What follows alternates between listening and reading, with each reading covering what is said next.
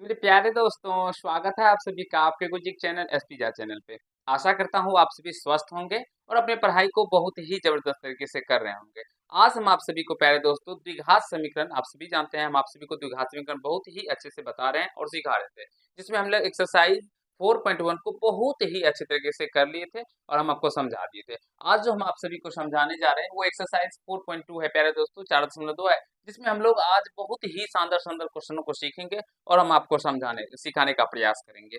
तो एक बार सारे प्यारे दोस्तों अपने दोस्तों तक, अपने भाइयों तक, अपने बहनों तक वीडियो को शेयर कर दीजिए, जिनसे उनको भी सीख कर बहुत ही मजा आएगा इस वीडियो को देखने के बाद। प्यारे दोस्तों, तो एक बार फटाफट शेयर कर दीजिए। और जो भी प्यारे भाई अभी तक पीछे के पार्ट्स जितने भी बनाए गए हैं नहीं देखे हैं, डिस्क्रिप्शन बॉक्स में सारे वीडियो का लिंक रहता है, वहां से आप सभी जाके देख सकते हैं और अपने कंसेप्ट को क्लियर कर सकते हैं। प्यारे दोस्तों, अगर 10th का मैथ फ्री ऑफ कॉस्ट पढ़ना चाहते हैं तो इस चैनल के माध्यम से आप सभी को बेसिकली क्लास 9th हो, क्लास 10th हो या किसी भी अन्य क्लास में हो पढ़ते हैं आप सभी, तो ये फ्री ऑफ कॉस्ट पढ़ाया जाता है, एक भी रुपया नहीं लगता है। तो जाइए, आइए और पढ़िए प्यारे दोस्तों, कहीं से कोई दिक्कत नहीं होगा। आप सभी को सारे प्रश्नों को बहुत ही शानदार से बताया जाता है।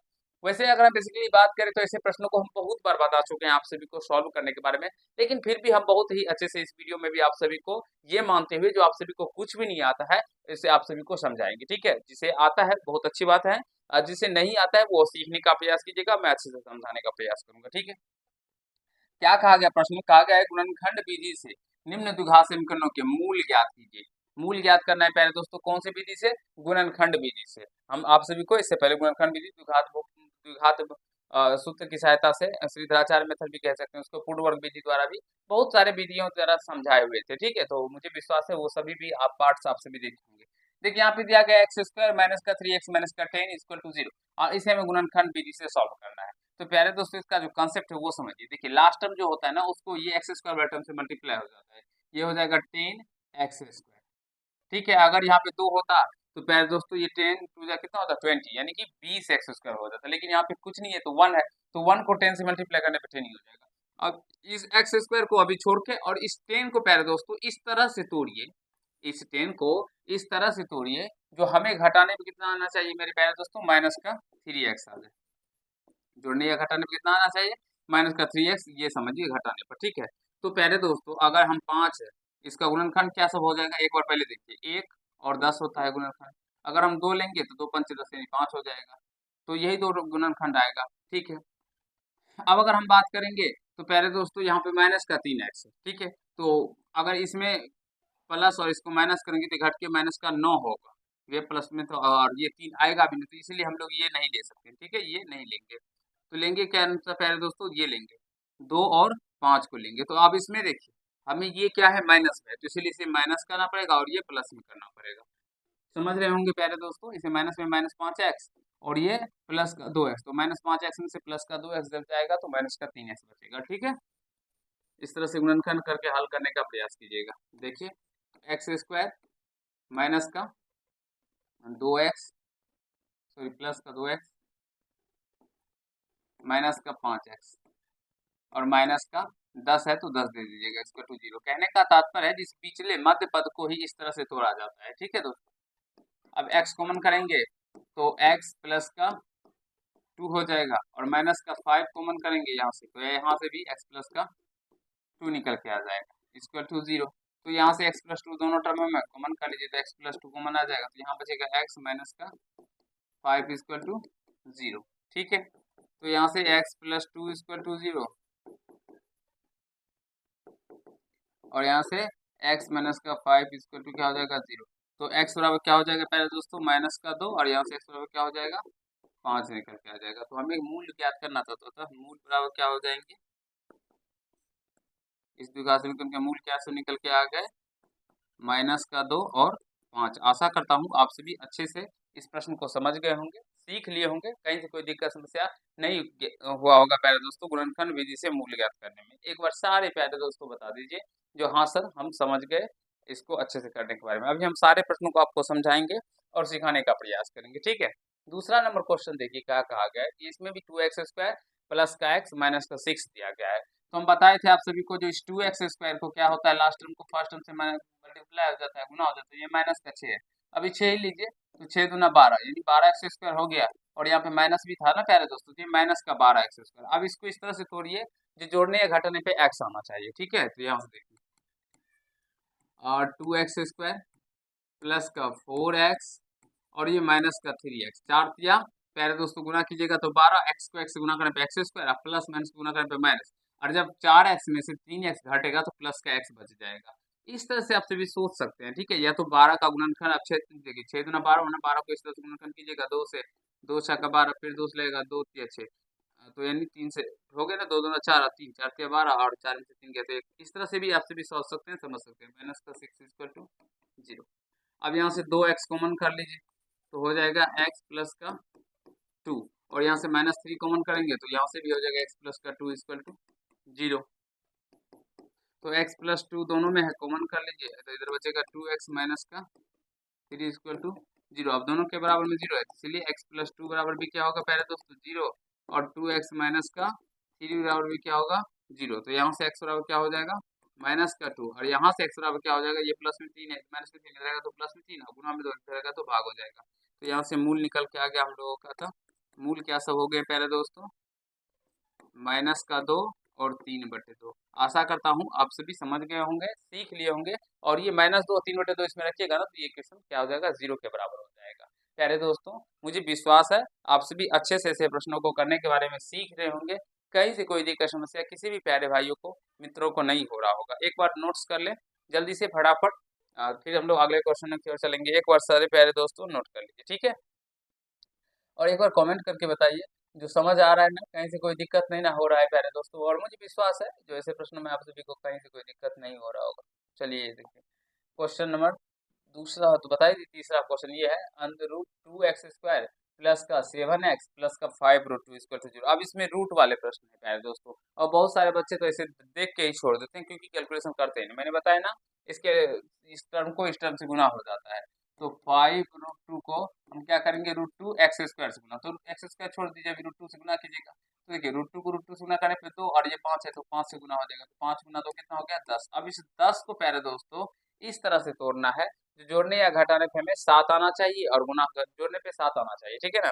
अब गुना करें 10, तो यहाँ से देख सकते हैं आप सभी, √2x² प्लस का 2x प्लस का 5x जोड़ेंगे पहले दोस्तों तो ये 7x हो जाए, और गुना करेंगे तो 10x² भी हो जाएगा, क्योंकि x यहाँ पे भी x² था ना, x² हो जाएगा, प्लस का 5√2 = 0। आशा करता हूँ समझ पा रहे होंगे हमारे सारे पहले। अब यहाँ से क्या करते हैं ना, तो √2x कॉमन कर लेते हैं। √2x कॉमन करेंगे तो ये x बचेगा प्लस का, देखिए यहाँ पे 2 है प्यारे दोस्तों, ठीक है। तो यहाँ पे बच जाएगा क्या, √2 बच जाएगा। बोलेंगे सर कैसे √2 बचेगा, देखिए ना √2 को √2 से गुना करने पे 2 ही हो जाएगा ना, ऐसे भी 2 को हम क्या लिख सकते हैं, √2 गुना √2, तो एक √2 कॉमन कर लेंगे तो 1 बचेगा, ठीक है, समझ रहे होंगे। फिर यहाँ से प्लस का 5 कॉमन करेंगे तो यहाँ से बचेगा x प्लस का √2 = 0। अब x प्लस का √2 दोनों टर्मों में कॉमन कर लीजिए, तो यहाँ बच गया √2 × x प्लस का 5 = 0, ठीक है। तो इसीलिए पहले दोस्तों दोनों के बराबर 0 है, तो यहाँ से x प्लस का √2 बराबर 0, और यहाँ से √2 × x प्लस का 5 बराबर में 0। तो x का मान यहाँ से क्या निकल के आएगा, माइनस का √2, और यहाँ से x का मान क्या निकल के आएगा, ये प्लस में 5 जाएगा तो माइनस में, और ये बट्टे में क्या हो जाएगा √2। एक बार बताइए प्यारे दोस्तों समझ गए, कोई से कहीं से कोई दिक्कत नहीं हो रहा है प्यारे दोस्तों, जल्दी जल्दी बता दीजिए एक बार सारे प्यारे में, फिर हम आपको अच्छे से समझाने और सिखाने का प्रयास करेंगे। तो यहाँ से मूल क्या सब हो गए प्यारे दोस्तों, माइनस का √2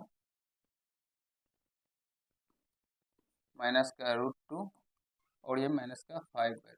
आई होप आप सभी अच्छे से समझ गए होंगे ऐसे प्रश्नों को, कहीं से कोई समस्याएं दिक्कतें हमारे किसी भी प्यारे मित्र को नहीं हुआ होगा। एक बार सारे प्यारे दोस्तों बता दीजिए जो दिक्कत नहीं हुआ है कहीं से कोई, आप सभी बोलेंगे नहीं सर कोई दिक्कत नहीं है, आगे बढ़िए, क्योंकि ऐसे प्रश्नों को करना बहुत ही आवश्यक है।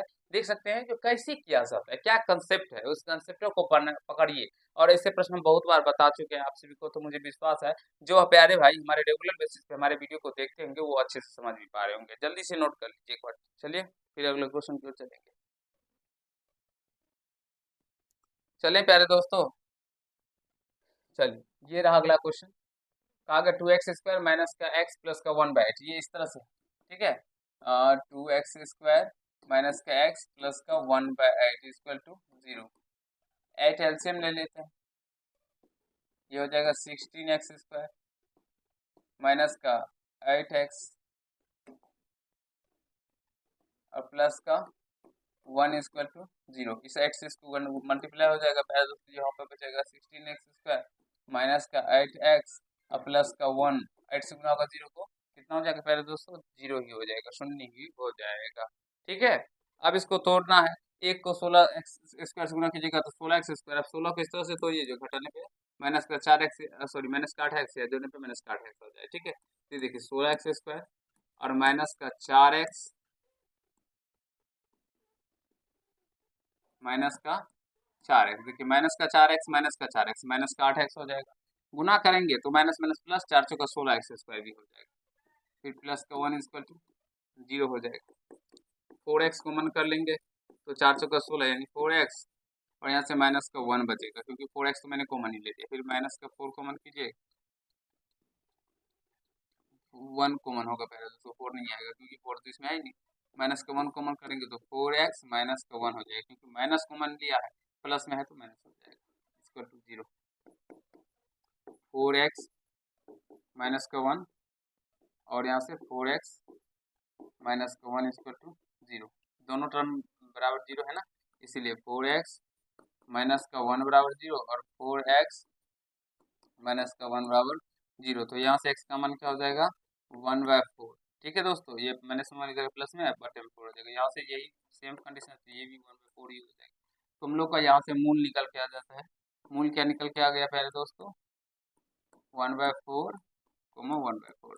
आशा करता हूँ आप सभी समझ गए होंगे, सीख लिए होंगे, कहीं से कोई दिक्कत समस्या प्यारे दोस्तों नहीं हुआ होगा। ठीक है, एक बार सारे प्यारे दोस्तों बता दीजिए, कोई दिक्कत किसी भी प्यारे दोस्तों को नहीं न हुआ। और मुझे विश्वास है जिस ऐसे प्रश्नों में हमारे प्यारे भाई को तो हम दिक्कत नहीं ही होने देंगे, क्योंकि ऐसे छोटे प्रश्नों में अगर किसी भी प्यारे भाई को दिक्कत हुआ तो फिर ये मेरे लिए तो गलत बात है। जल्दी जल्दी बता दीजिए एक बार सारे प्यारे मित्र। ठीक है, एक बार प्यारे दोस्तों जल्दी से बता दीजिए।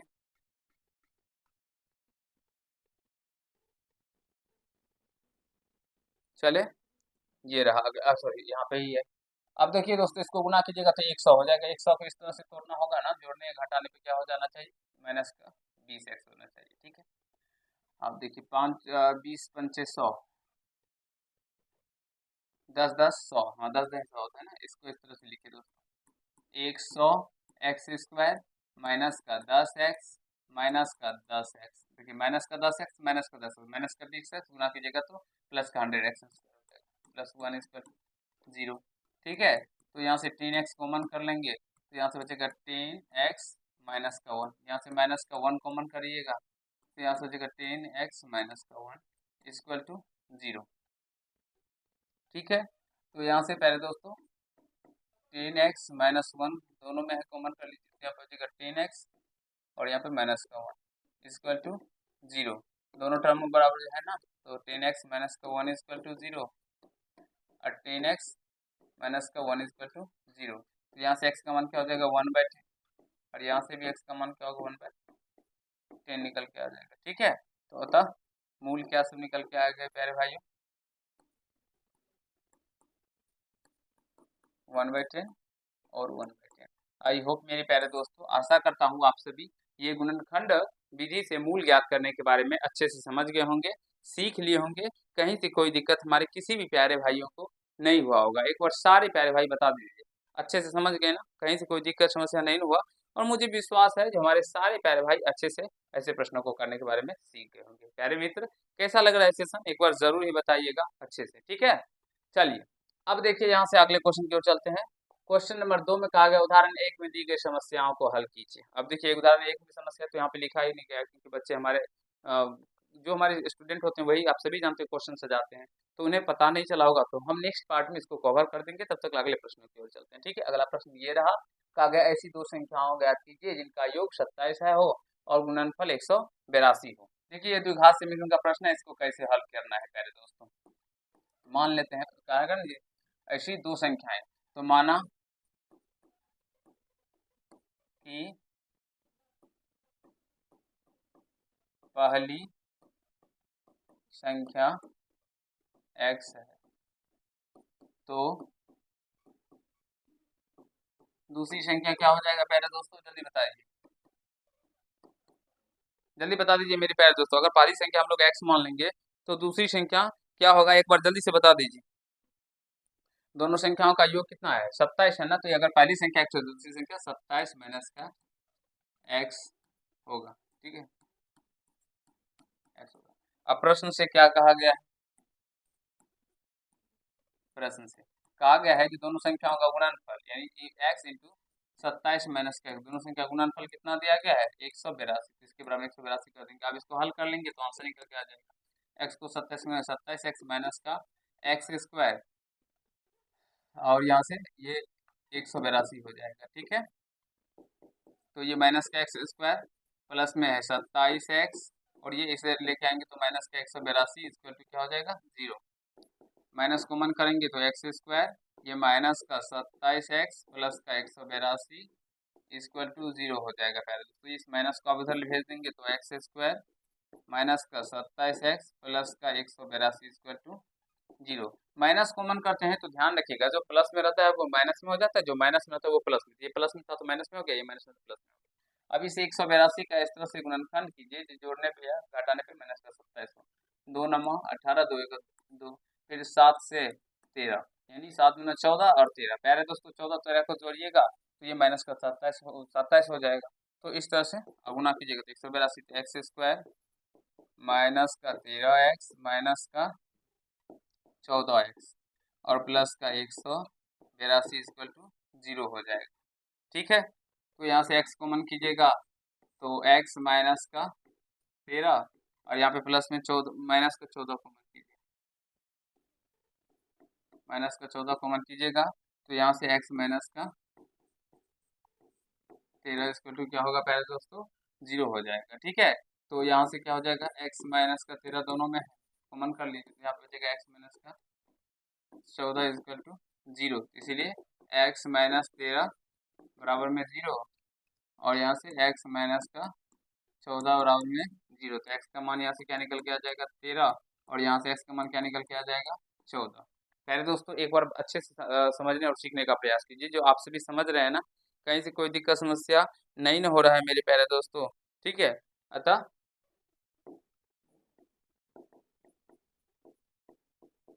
पहली संख्या क्या हो जाएगा प्यारे दोस्तों, 13 या 14 और दूसरी संख्या क्या हो जाएगा मेरे प्यारे दोस्तों,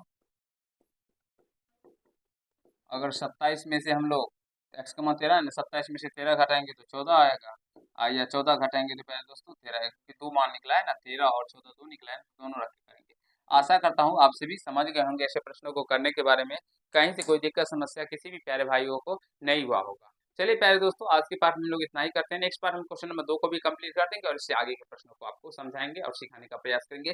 जो लैंग्वेज वाले प्रश्नों को आप सभी कैसे आसान तरीके से कर सकते हैं इसके बारे में, इससे पहले भी हम बहुत सारे प्रश्न आप सभी को इस तरह के बता चुके हैं। तो मुझे विश्वास है आप सभी सारे हमारे पार्ट्स को रेगुलर बेसिस पे देखते होंगे और अच्छे से समझते होंगे। अगर किसी भाई को क्लास 10 या अन्य क्लास में पढ़ते हैं उसको तैयारी को जबरदस्त तरीके से करना चाहते हैं तो फिर अपने गुरुजी के चैनल एसपी झा से जुड़ जाइए। यहाँ पे एक भी रुपया नहीं लगता है, फ्री ऑफ कॉस्ट आप सभी को सारे सब्जेक्टों को पढ़ाया जाता है और बहुत ही शानदार तरीके से बताया जाता है। प्यारे मित्रों आप हमसे कैसे मिल सकते हैं या कैसे जुड़ सकते हैं, कैसे किसी प्रश्न में अगर प्रॉब्लम हो तो आप हमसे डायरेक्टली पूछ सकते हैं। इसके ऊपर हमने एक वीडियो बनाया है जिसमें पीडीएफ कैसे मिलेगा या नोट्स कैसे मिलेगा, गुरुजी से कैसे मिल सकते हैं, इसके ऊपर एक थंबनेल इस तरह से लिखा गया है। तो जाइए प्लेलिस्ट में सारे वीडियो है, देखिए और सीखने का प्रयास कीजिए और अब हमसे जुड़ने का प्रयास कीजिए। चलिए मिलते हैं नेक्स्ट पार्ट में, आशा करता हूँ आप सभी समझ गए होंगे, सीख लिए होंगे, कहीं से कोई दिक्कत समस्या आप सभी को नहीं हुआ होगा। चलिए मिलते हैं नेक्स्ट पार्ट में, तब तक के लिए खुश रहिएगा, मस्त रहिएगा और पढ़ाई को निरंतर वे में करते रहिएगा। धन्यवाद।